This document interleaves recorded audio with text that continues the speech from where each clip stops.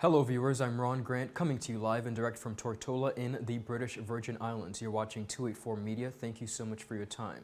As promised, we are running a series interviewing the top front runners for governor and lieutenant governor in the USVI 2022 general elections scheduled for November 8th. Today we are joined by Kent Benier Sr. and Oakland Benta Sr. who will explain to you their bid for governor and lieutenant governor. We'll be right back after a quick commercial break.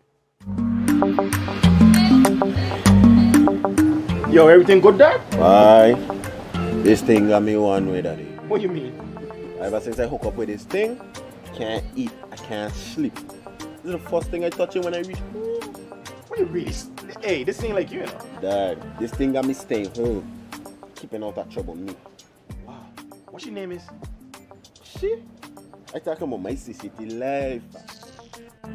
Don't worry about missing your favorite series, sports, news, and local programming. Come to CCT today and sign up for CCT Live to access over 80 channels. CCT Live. Bring it home. 1 month free trial turn into 5. 5 months turn into, well, you know I huff. I watching ball. I been watching football. Dad, Nickelodeon, Paw Patrol. I am hooked. Hook, I tell you. Viewers, welcome back and thank you so much for sticking with us. As promised, I am today joined by Kent Benier Sr. and Oakland Benta Sr. Now, Kent Benier Sr. is the founder and president of KB Financial Groups, where he serves as the financial and development consultant and represents hedge funds and other investors in their real estate acquisitions. He has always had a passion about helping others and improving the landscapes of communities. Oakland Benta Sr. is a public figure and political leader with extensive law enforcement background. After serving for over 2 decades with the Virgin Islands Police Department, he became a senator in the 33rd Legislature of the United States Virgin Islands. He served concurrently as chairman of the Committee on Health, Hospital and Human Services and vice chairman, of the Committee on Homeland Security, Justice and Public Safety. He also has a passion for serving his community. Gentlemen, I want to thank you so much for your time. Welcome to 284 Media and good day. Good day, Mr. Ron Grant and the people of the British Virgin Islands. I want to thank you again for giving us this opportunity to share our vision for the U.S. Virgin Islands. At this point, as governor and my lieutenant governor, we are looking forward to create an economic community that's in the best interest of the people of the Virgin Islands.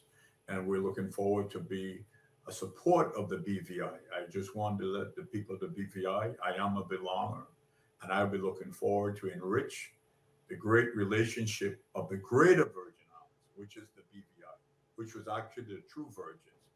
But being an American territory, we are looking forward and support to meet your infrastructure needs and your technical needs, as well as your financial needs, because we're aware of the turmoil that you're going through right now. And I want to let you know, Ron, we're suffering just like you are suffering with silent. Our people have PTSD, our people have financial ills, and at the same time, we had that 2 Cat 5 hurricane that impacted you. Herman destroyed you guys, and you guys have been so supportive of us on both sides, giving us the support as we are supporting you. We had that COVID-19, which we're still dealing with it. As of today, we consider opening up the borders.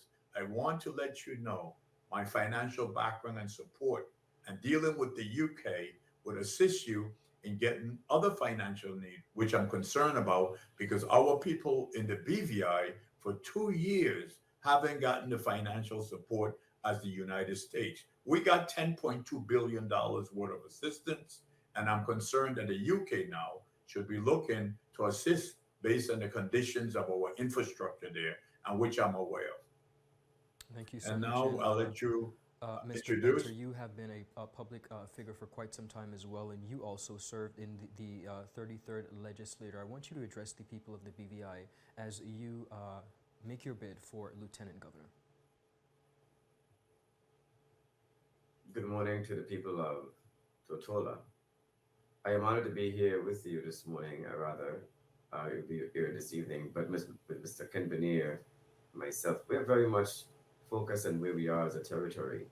and what has been some of the vexing issues we've also overlooked in many years. We have a rich history of family lineage that spans throughout the Caribbean. Many of us who live within the Virgin Islands are actually residents or individuals who migrated from Tortola to St. Thomas.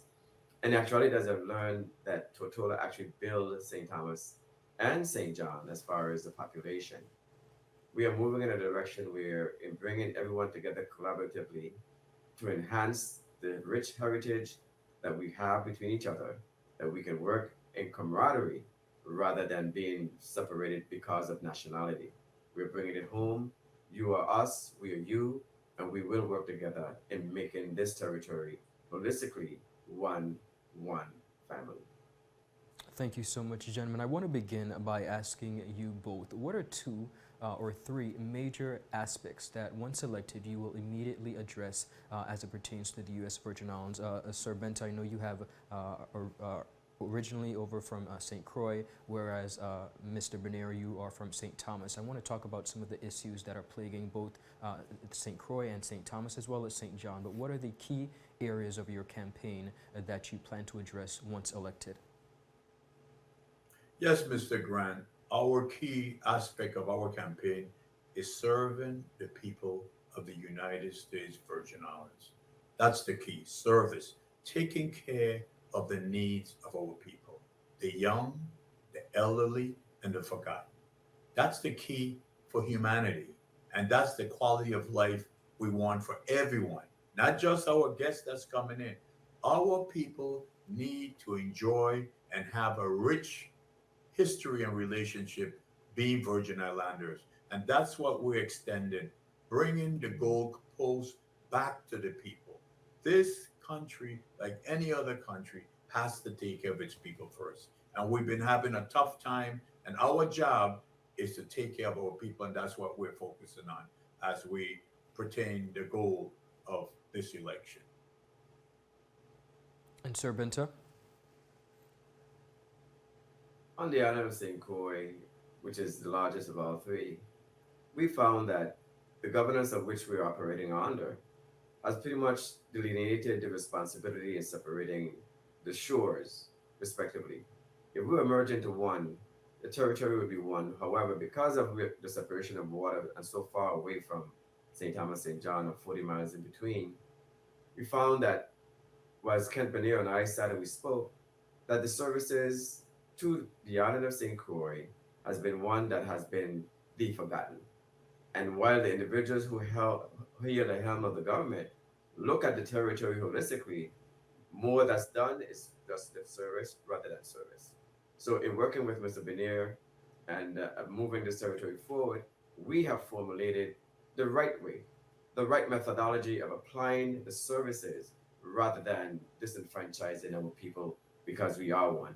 And in looking at what's going on with our sister island next door, Tortola, we can see by way of what the experiences are as far as you traveling to St. Thomas, St. Croix, St. John, and with us traveling to you, that we've bridged a gap that has separated families in abundance where we should not be pretty much exposed to that sort of environment and working to correct that as well. So as St. Croix to Tortola, we are the same. Now it's bringing the islands together as Mr. Kent Benier is going to do within his administration. We'll have a much fluid flow for families to gather during special occasions. Thank you, sir. I want to stick with you for a second, Sir Benta. You have extensive experience as a law enforcement, of course, serving the Virgin Islands Police Department for some 2 decades. Let's take a look at crime, not only on St. Croix, but on St. Thomas. How will you tackle, along with Sir Benier, the issue of crime across the U.S. Virgin Islands, given your extensive background in crime? As a chief of police in the District of St. Croix, one of the things that has changed significantly is that as a joint unit that we should be, that has been dissipated by individuals who manage government and actually stymied the process of growth in curtailing crime. The government of the Virgin Islands to date has joined the ranks of the federal agencies and have made them peace officers. And being peace officers, they then fall under the auspices of the police commissioner and they can be called to duty at any given time for the service of which they have applied to assist with. We don't have a manpower issue. We have an organizational issue where the individuals who fall within the ranks who don't want to see the accomplishment and bringing your side of the majesty force of police to the table with us, we'll be able to curtail a lot of the vexing issues and push more growth to our people by way of making sure that they're safe, they can sleep comfortable at night, and that we are, in fact, the eagle eyes that's placing our services above each other to make sure that no one within the Virgin Islands is second to none. So crime is one of those things that's not hard to solve. We know who the players are. We know what they're doing. We know where they live. But the optimism of some people who engage with them has curtailed the services, and those individuals fall within the rank of service, whether elected or otherwise, that have perpetrated some of the actions to assist them in destroying our community. So that's one of the things that we're going to tackle and bring in the harmonious relationship between the island's law enforcement body and utilizing the federal government that has become what you call subjects of peace officers falling under the ranks of the Virgin Islands Police Department. Now, Sir Benta, you have also served in the 33rd Legislature. I want to talk about your experience as a senator, and what are some of the systemic issues, problems that you have observed while sitting as a senator that you would hope to attack if elected as Lieutenant Governor? There are three branches of government in the Virgin Islands. You have the legislature, which is the first branch, the executive branch, which is the governor and lieutenant governor, the second branch, and the judicial branch, the courts. We found what's taking place today is that there's one government primarily where the executive branch is really the government of the Virgin Islands, where the legislative branch has become dormant. It's become dormant because we have individuals whose families work for the executive branch by way of organizing an employment application to assist with a bill. And that has terminated the process of separation where the legislature have oversight of every action that the executive branch conducts for the people. That means that the people's services, respectively, as I've seen sit as a senator, is not being delivered to the door of those people who deserve the services. The laws that are applied to some are not applied to others. And it ranks in the file where the executive branch to the judiciary, where families of certain executors of the government may not fall within the same window as John Public, who find themselves on the other side of the law, whereby you may be a senator, your child may be in a problem, and you may be John Public with the same issue, but you'll find that the person who is related to the senator get a better service where they walk, and John Public becomes the sacrificial lamb.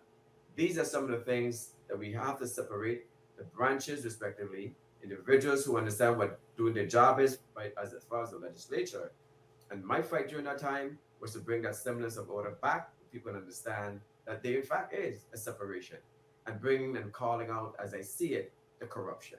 So we have a significant corruption policy, really. It is a policy. It becomes something that's right in many minds to do to the people they're supposed to be looking out for, which is something that needs to change. That's been the venture within the legislature. I understand. And now you also served concurrently as chairman of the Committee on Health, Hospital, and Human Services. Let's take a look at healthcare. Of course, the COVID-19 pandemic has really opened our eyes to a lot of inaccuracies that we might have in our healthcare system. Speak to the aim of the Benta administration and campaign as it pertains to healthcare, based on your experience and some of the challenges as chairman of the Committee on Health, Hospital, and Human Services. Many of the challenges has been one of such. We have individuals who are assigned or delegated to certain positions that they don't understand what they're doing. The individuals who've been selected to serve, whether as commissioners, director within the agency that deals with healthcare, and they're learning from individuals who've been there for many decades. And while they're learning, they're suppressing the services because it's a thought, it's a thinking in their own theory based on what someone who is running the government does not understand as well. During the COVID, we saw the virus affecting Wuhan, China. We saw it move to Italy. We saw it move to Spain. And while we as collective individuals, as a senator, I called every single one of the administration body from the executive branch into a hearing to see what is the status of our preparedness and readiness in the event of this epidemic transferring from an epidemic to a pandemic. In bringing the theory or language to them, they didn't understand. In explaining that we're seeing how it's moving, why are we waiting until it gets to our shores to then begin to apply certain principles or practical issues of correcting the issue if it becomes a factor where we are affected? They didn't understand. What they did was they said that they were prepared at all costs, that we were financially stable and ready to go, that we had everything that we needed to have in place ready. We sat at a desk with a pen and a pad, and we saw what happened in Wuhan, China. We saw what happened in Italy. We saw what happened in Spain. And not one of the administrators of the government took one note, one reference that they can use. What they did, when it impacted the United States, and I would say within 2 weeks after the hearing, it became a full-blown pandemic. We began to think in a theory based on what President Trump had said, that it only affects senior citizens. And from my side of the aisle, as I introduced to them, this is a pandemic, and there's no known factor as far as its origin and how far it will go. We got to approach this in a synonymous manner that we make sure that we protect our people first and foremost. My recommendation was to shut the territory down immediately. The federal government will come in and they will subsidize all of our requirement within the territory. Unfortunately, that was not done. It became a reality within our territory. And of course, when having the transshipment of people throughout the Virgin Islands, and which pretty much transferred to you via passengers coming by airline, you became impacted as well. So here's where we are today. That those are some of the things that we saw when we saw the health issue of this territory being ignored, how it impacts all of us. Thank you. Now, Sir Bernier, you have an extensive background in finance. Of course, this is of paramount importance when we look at the development of the U.S. Virgin Islands and, of course, the relationship between the BVI. One of the problems that has been spoke about very often is the access to federal funding and the fact that it is there, but for some reason it's not being accessed. Can you speak to that? Why do you think that is, and what would you do as a governor to curtail this situation? Well, that's a good question, Ron. First of all, my background, I actually was Governor Turnbull's economic and financial advisor 20 years ago. And we moved our GDP, which is goods and services, in 2001 from 480 million to 2006 to 1.2 billion. What we're trained to do, this team, the Oakland Benta team, is to increase and get the capital projects moving. But the problem that we're having with capital projects, first of all, you have to have trained individuals, not consultants, running the daily operations. And the questions we have with the federal government is there haven't been any audits done in the agencies for within the last 20 years. To get the U.S. tax dollars, you have to have your audits up to date. That's the dilemma, and it's going to be like that for another 20 years. That's the purpose of the Oakland Benta team going into the government and taking each agency and getting these audits up to date. There's a lot of fraud and mismanagement in the U.S. Virgin Islands, especially the Public Finance Authority, that actually was $100 million out. And those are the concerns that the federal government have. My team and what I specialize in doing is correcting the ills and prepare to go forward with design build projects. In 2001 to 2006, we built 3 schools: Lockout Elementary School, Boshelter School, and Peace Corps School. We built the Cardiac Center in St. Croix and the Cancer Center in St. Thomas. So that tells you the background and extreme focus I'm in. That's really what I'm trying to do: water development, power, energy. Our situation has not been a financial situation. It's been a behavior situation. In the word of democracy, we have to find people of like minds to get things back for the people. Our objective, Ron, is to take care of the people of the United States Virgin Islands and alleviate the suffering. That's what my objective is, and that's the first order of the day, where the people will be the ones that engulf and enriching lives for a better standard of living. Our young people that are suffering, our elderly that are suffering, and are forgotten. Sir, you mentioned about behaviors, and I must ask you because while our systems are different, one of the things that really joins the U.S. and BVI together is culture. What are your thoughts on culture versus corruption? Because, and the reason I ask that is because you mentioned about behaviors and some activities in different systems that are not the best for the territory. And I have to ask that because I sometimes feel that our culture gets in the way of the way we do things, and then that is in turn misconstrued or taken for corruption. What are your thoughts on those two elements and the problems that they cause? Ron, let me say something to you. We have a rich culture and we have a rich history.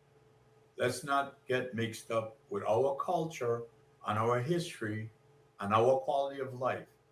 But the problem we have is a few bad apples that are corrupt. We have the same corrupt leadership in the U.S. Virgin Islands, which we call fraud and mismanagement of government funds. We're aware of your commission of inquiry, but that's a matter that has to be taken care of by your institution. But I can share with you, I don't want the people of the BVI become a victim of a few bad apples. I don't want the people of the U.S. Virgin Islands become victim because of a few bad apples. We have 30,000 Democrats. I'm running as a Democrat in the primary against Albert Bryan. There's 0.005% that are bad apples. About 150 bad apples are destroying the quality of life for the other 29,000 people. And it's the same problem you have in the BVI. I use it as behavior from the financial side, but it's actually a condition that needs to be addressed from a professional point of view. And I want to let Governor Rankin know and the UK, Amanda Millen, we can't hold the people of the British Virgin Islands responsible for bad behavior of a few. We are rich people. We are Christian people. When we talk about culture, our forefathers worked very hard to create the BVI within the last 50 years. And I'm a product of the BVI. I'm a Romney, I'm a Brathwaite. I have holdings in the BVI, and I'm trust to you that the people of BVI has worked hard, even through Irma, without any federal assistance or UK assistance. I am saying to you, from a financial point of view, the UK should have given, with 2 years of COVID, with no revenues coming into the BVI, standard procedure in any disaster, the BVI should have had 2 years of their budgets contribution to use as a stimulus. That means you guys in the BVI, which are my family, $30 million a month runs that government. So that's $360 million a year. That's $720 million in UK subsidies should have came in to assist the people of the BVI. I'm saying to you because former Governor Duncan was very close to me. We talked a lot of times about turning Prospect Reef as a research center to help the hospital for medical purposes. And the UK has to make a more serious commitment for the people of the BVI. That's my relationship, Ron. And it's the same premise I take for the USVI.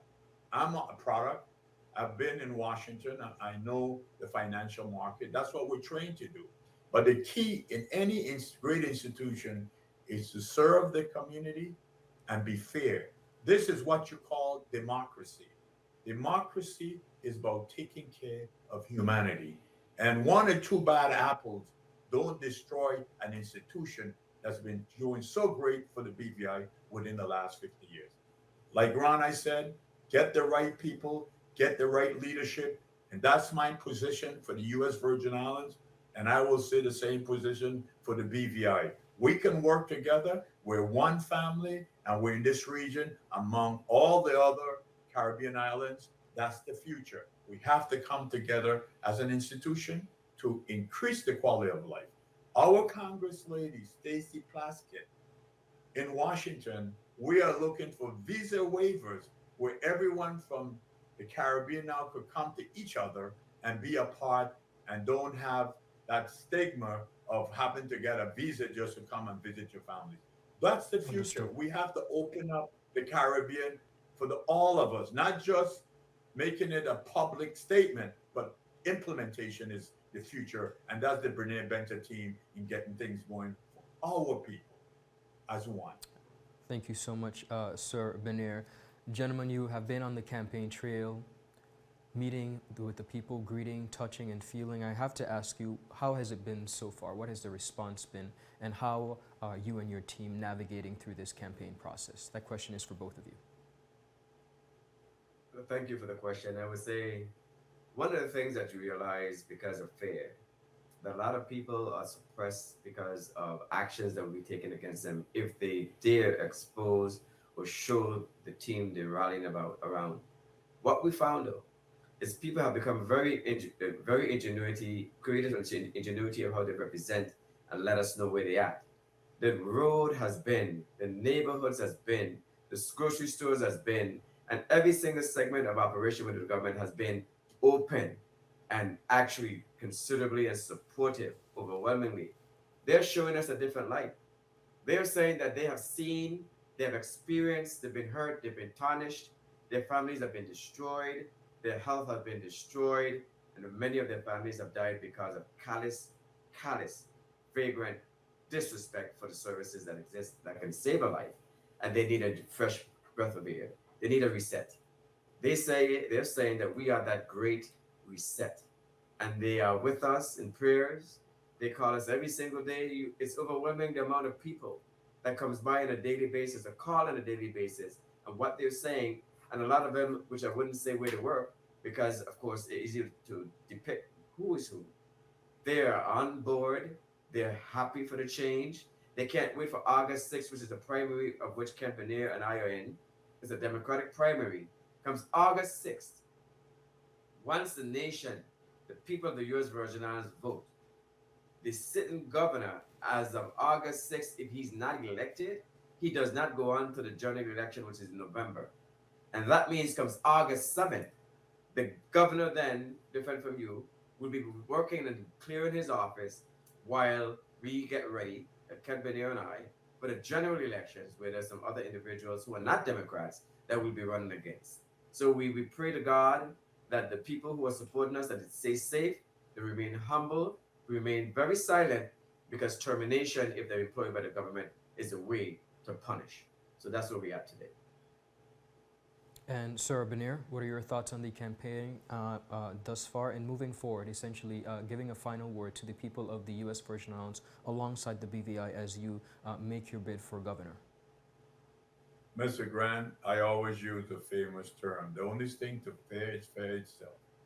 Franklin Roosevelt. And I'm saying to you, the Brene Benta team is prepared to protect and take care of the people of the United States Virgin Islands and our neighbor, the British Virgin Islands. We're one people, and we're prepared to give you the assistance and the wisdom and the knowledge and share what's necessary to bring our community, our region together as one. Food security, quality of life, and a better standard of living for all of us, including the BVI. And that's where we are on. We're looking forward for the brighter day. We want to have a shining city on a hill again, Ron. And spiritually, we'll get there because God has mercy on us. And we just got to keep pushing. And I want to say to Nathaniel Wheatley and the cabinet that was formed, just hang in there. We will be at your side and supporting whatever your needs are to go to a better place. And then with that, Ron, I just want to thank the people of the British Virgin Islands, and God bless the U.S. Virgin Islands. Gentlemen, I want to thank you so much for your time, taking time out of your busy campaign schedule to greet and, of course, share your sentiments on the campaign trail with not only the residents of the U.S. Virgin Islands, but the British Virgin Islands. I wish you both the very best, continued safety, and best of health. We thank you for your time, and we appreciate you. Thank you, Ron. Thank you. You're most welcome. Viewers, that's all the time we have. I will see you later. Have a beautiful rest of the day. Bye-bye.